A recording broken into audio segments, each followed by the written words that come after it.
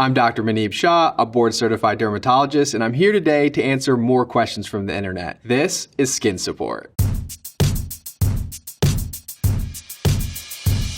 At Mia Pinchoff asks, how many layers of skin do we have ballpark? It depends on how you look at the layers of the skin. So there's really three major layers of the skin. There's the epidermis, which is everything from this purple upwards, the dermis, which is where your collagen is, and then there's the hypodermis, which is your fat and the muscle and everything that's below that. You'll hear a lot of times 5 layers of the skin, but they're not talking about the entire skin in general. They're talking specifically about that epidermis layer, which has 4 when you're looking at the face, and it has 5 layers when you're looking at the palms and soles. At Ryan M. Stryker asks, is it possible that your lips can become addicted to chapstick? So a lot of times people like those fragranced and flavored lip balms, but it turns out that those a lot of times are irritating the skin, which makes you want to actually apply them more often. Not just that, but if you're somebody who's using flavored lip balms, it's gonna make you lick your lips more often. And that licking of your lips has enzymes in it that actually breaks down the skin around it, making you want to apply it more. So my recommendation, avoid fragrances in your lip balms, avoid mint in your lip balms, avoid any flavors in your lip balms, and use something that's gentle and fragrance-free, and you'll probably see a huge benefit and you won't have to apply it as often. At CeeLo72 asks, what causes dry skin? So there's a few things that cause dry skin. 1, it's your genetics. 2, it's your environment. And 3, it's things that you potentially are doing wrong. So from a genetic perspective, a lot of people with eczema or atopic dermatitis, they have dry skin because they have abnormal lipid content in that epidermal layer of the skin. Low lipids like ceramides or abnormal lipids can cause you to naturally have drier skin. The second thing is the environment. So if you're in a condition that it's very cold, you have low humidity, we know that when the humidity drops in a room, within 1 day, your skin actually becomes dehydrated from losing water to the environment. And then the third thing is things that you potentially are doing wrong. So using very harsh cleansers, over scrubbing the skin, or using hot showers. Now think about it like this. When you're washing your dishes with cold water, you notice it doesn't remove the oils that well. But when you wash your dishes with hot water or warm water, it removes oils much more effectively. And the same thing happens in your skin. When you take a hot shower, it strips away all those natural oils, which can make your skin more dry. At Cosmo Damage asks, why is vitamin D so important for the skin? So it's not actually that vitamin D is important for the skin, it's that the skin is important for your vitamin D levels. About 90% of the vitamin D in your body comes from the skin. So sunlight actually converts cholesterol into vitamin D, producing most of the vitamin D in your body. Only about 10% comes from your diet. Vitamin D is super important to bone health in general. So there's something called rickets. When you have low vitamin D levels, your bones actually become very, very soft and they bend and they break very, very easily. Jay Micht asked, how does one get rid of an ingrown hair? So what you see here is actually a hair follicle, and outside of that hair follicle, you're growing that hair. Now that's normal hair growth. But with an ingrown hair, that hair can actually grow out and turn back into the skin, or sometimes it gets trapped and it never makes it out of the skin. While it's embedded in the skin, that can actually cause quite a bit of inflammation and irritation. And so what you'll actually notice is a red and painful bump. Now your body can sometimes push out that ingrown hair, but what ends up happening a lot of times is that you actually need to get it physically extracted by a dermatologist or an esthetician that can find the root of that hair and pull it out. Now you could do this at home if you clean the area and you use tweezers, but definitely be careful because you can develop a worsening infection. Now if you want to prevent these ingrown hairs from happening, avoiding much shorter hair. So if you don't shave your hair very short, that can prevent ingrown hairs. And if you use a glycolic acid exfoliant, that can also prevent ingrown hairs. And I've noticed in my own personal experience, using an electric trimmer prevents ingrown hairs for me compared to using a traditional razor. Fun Characteristically asks, what is sweat composed of? What makes it smell? How might sweat on one part of the body differ from another? There's 2 major forms of sweat glands. So one is your eccrine sweat gland. So when you get sweaty palms and soles, that's majority eccrine sweat. It's pretty much just water and salt. And that sweat is actually usually pretty odorless. Now, when we think about body odor, the type of sweat gland that's producing body odor is something called the apocrine gland. And those apocrine glands are pretty much not active until puberty. And those are the ones that you find in the armpits, the groin, underneath the breast. And that's the one that produces that odorous smell. A lot of people don't realize that when you sweat apricot sweat, it's actually odorless when you secrete it onto the body. It's mostly composed of lipids. And then you actually have bacteria on the skin that convert that solution into something that smells bad, ammonia and short-chain fatty acids. And so if you eliminate the bacteria that's converting that sweat, you can actually eliminate body odor. So things like benzoyl peroxide and chlorhexidine washes are really good at eliminating body odor. At Roja Aesthetics asks, what is the skin's microbiome? I don't want to freak anyone out right now, but if I was to scrape your skin right now and look at it under the microscope, you would have essentially a jungle of organisms living on your skin. Every single one of you, I don't care how much you wash your face, you would have bacteria,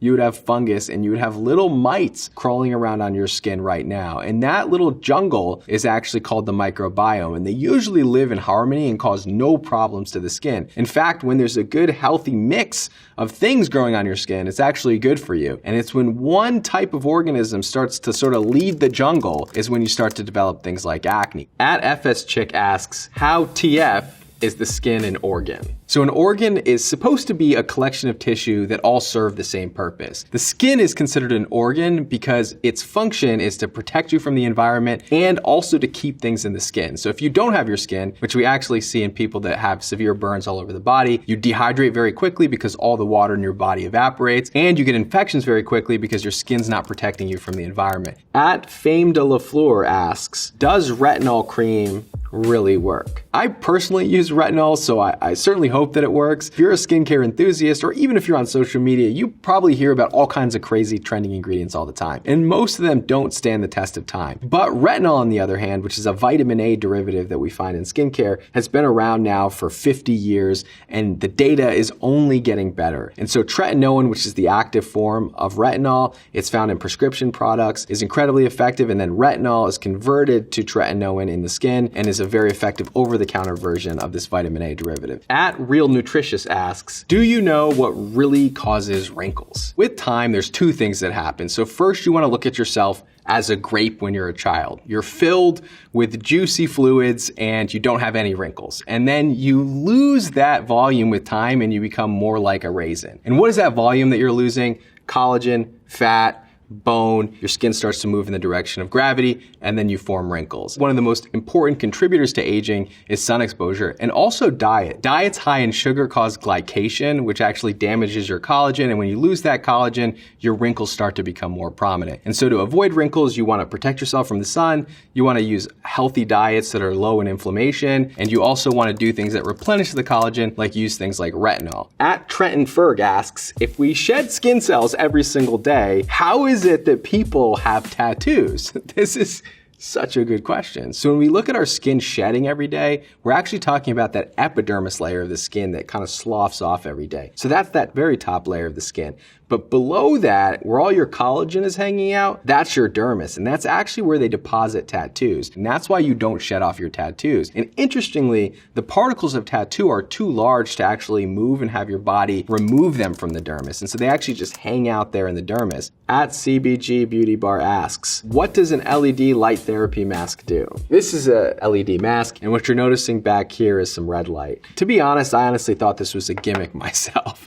I did a lot of research on LED masks in general, and it turns out they've done quite a bit of study on light in general. So LED basically produces light in different wavelengths. When you look at what blue light does to the skin, it actually has anti-inflammatory and antibacterial properties of the skin. So if you have acne, it can actually target the porphyrins within your acne-causing bacteria to eliminate that. And then when you look at red light, the wavelength of red light between 600 and 700 nanometers can actually target the fibroblasts in that dermis layer of the skin to induce collagen production. We call that photobiomodulation. And so red light actually has profound anti-aging benefits and actually can help quite a bit with wrinkles. Butterscotch Good 3724 asks, do you think medical grade skincare is better than over-the-counter type items? I am here to debunk this and probably save a lot of you some money right now. So medical grade skincare is purely a marketing term. There is no standard definition of what medical grade skincare is. If a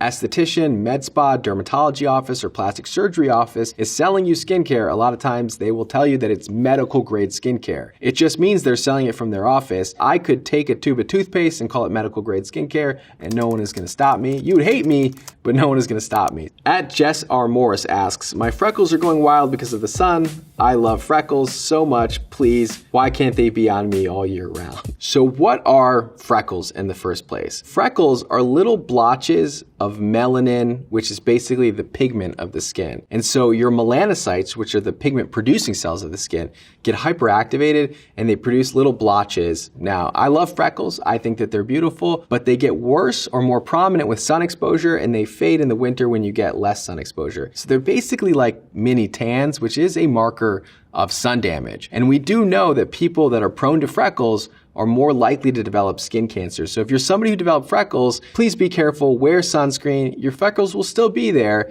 They just won't be as prominent, but it will also decrease your risk of getting skin cancer. At Sophia Kareem asks, how fast does hair grow? The average is essentially half an inch a month. It really depends on who you are, but it depends also on what part of the body. They all have different life cycles. So the life cycle of the hair is much longer on the scalp than it is on the eyebrows, and that's why your hair can be different on different parts of the body. But in general, to answer your question, about half an inch a month. At AR220323, so why are stretch marks permanent? People have actually biopsied stretch marks. What you find is a very thin epidermis, and you actually find a scar-like pattern in the dermis where the collagen bundles and the elastic fibers are different than in normal skin. And so those different collagen fibers are actually causing that stretch mark to hang out for much longer after the stretching and growing has occurred. At Vegas Vanda I asks, why do we turn red when we get embarrassed? How does this help us survive? Well, we don't really know why this could be beneficial for you. What we do know is that what ends up happening, what's actually causing that redness is vasodilation of your blood vessels. So they become dilated and that increased blood flow appears as redness when you're embarrassed. At Wanda Laplunt, what exactly is psoriasis? Psoriasis is an inflammatory condition in the body. So what it looks like to you is plaques on the skin. So you have redness. On top of that redness is a micaceous silvery scale. It's not contagious at all, but what's actually happening underneath those plaques is inflammation. It's really important to control that inflammation because not only is it affecting the skin, but it's affecting other organs in the body like the heart. At XO, Sophia asks, products aside, how many steps is your skincare routine? My current skincare routine is 8 steps, but I feel like it needs to be 10. I feel like it needs to be less, quite honestly. Me personally, I have a 3-step skincare routine maximum. Cleanse, treat, and protect. Cleanse is just a simple cleanser. Treatment is something that's targeted towards you. So if you have acne, you're going to use a treatment that's targeted towards acne. If you have dark spots, the treatment is going to be targeted towards dark spots. And then protect at night, that means moisturize. In the morning, that means wear sunscreen. At Mahe asks, does anyone have an SPF recommendation for people of color?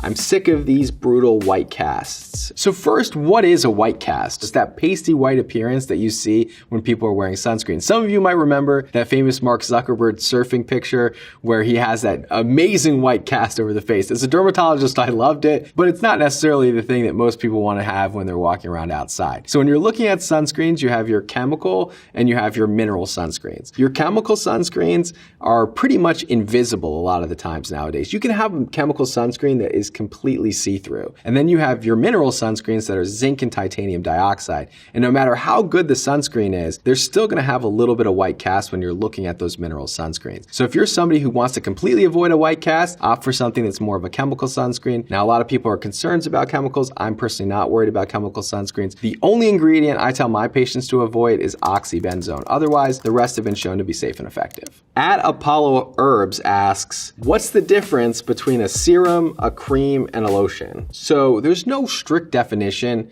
in what any of these things mean. It really has to do with the heaviness of the product overall. A serum is going to be the lightest weight version of their product. It's almost going to be like a liquid. A gel is going to be a little bit closer to a cream, but it's going to be a little bit more liquidy. Then a lotion is a little bit heavier than a gel. And then a cream is a little bit heavier than a lotion. And then an ointment's a little bit heavier than a cream. At Emily Sarah asks, am I the only weirdo who wonders why blackheads are black and yet yellow when squeezed out? You're definitely not the only weirdo, because I personally have asked this question many, many times before. When you actually are secreting this, what's happening in your pore essentially is that you have oil glands and skin cells that are sloughing off into the pore, and they're clogging the pores with all of that sebum and sebaceous filaments. Sebaceous is essentially just the technical term for oil, and it's naturally a yellow substance. But then at the tip of it, the tip closest to the surface is exposed to light and air. And with exposure to light and air, that yellow is oxidized, and so it becomes black, and it becomes what we call a blackhead. But once you push it out, you still have that yellow natural substance underneath it. @JustDD asks, question of the day, why do we all have fingerprints? So we know that fingerprints develop at roughly 20 weeks when you're still in the womb. And it's a combination of things, but it's actually led mostly by genetics. There's a few things too that contribute to this. So it could be the amount of amniotic fluid slushing around when you're in the womb. It could be the movement patterns. It could have to do with gravity to some extent. But we do know that genetic programming plays a really big role, because if you were to scrape off your fingerprints, you would actually grow back the same fingerprints throughout your entire life. They actually never change. It's been debated why we even have fingerprints, and actually nobody knows, but we do believe that fingerprints actually do add some grip. And so that's the running thesis, but we actually have no idea how this beautiful body works. @PureRadianceHW asks, #skincare. Does the weather affect your skin? So let's talk about the extreme conditions, winter and summer. So in the winter, it's very dry. It's very cold. And so people's skin tends to get very dry. You lose a lot of moisture from your skin into the environment, and a lot of people need to use more moisturizing products. Now, just because it's the winter and you're not getting as much sun exposure doesn't mean you don't need to wear sunscreen, because you still get UVA and UVB exposure, especially if you're skiing and in high altitudes. So definitely wear sunscreen in the winter as well. Now, when we look at the summer, the extreme conditions of that, heat, humidity, so your skin tends to not be as dry, but you're exposed to much more sunlight, and this is where you're gonna be more diligent about sunscreen. If you're out at the beach and you're gonna be in the sun all day, reapplying your sunscreen every 2 hours is gonna make a big difference. That wraps up skin support. I hope you learned something. We'll see you next time.